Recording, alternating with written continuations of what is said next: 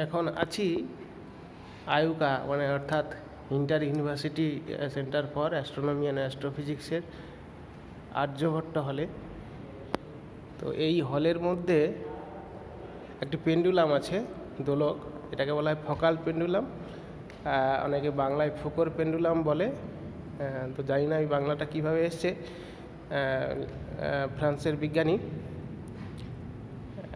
Leone ফকাল্ট 1851 সালে একটি pendulum বানিয়েছিলেন। সেই পেন্ডুলামের মতোই এটা বানানো, অনেক উঁচু থেকে এই পেন্ডুলামটাকে আটকানো আছে এবং এই যে পৃথিবী নিজে যে তার অক্ষের চারদিকে ঘুরছে এই পেন্ডুলামের সাহায্যে বোঝা যায়।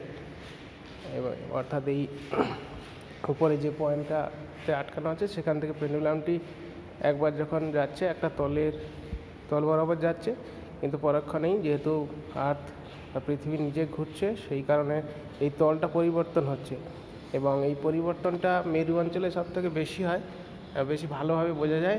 এবং একই দিনে অর্থাৎ এই 23 ঘন্টা 56 মিনিটে একবার এই তলটা পরিবর্তন করে আবার একই জায়গায় ফিরে আসবে। এই দাগ বরাবর যাচ্ছে আসছে, সেটা পরপর একটু একটু করে কিন্তু পরিবর্তন হচ্ছে।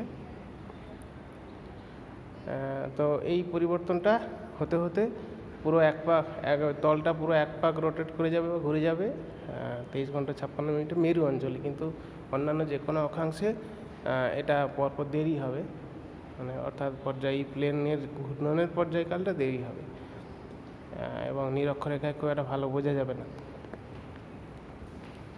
তো এই সেই ফোকাল পেন্ডুলাম, এটা অনেকক্ষণ বুঝতেই পারা যাচ্ছে, খুব অনেক সময় ধরে হলে বা ভিডিও করলে এটা ভালো করে বোঝা যাবে।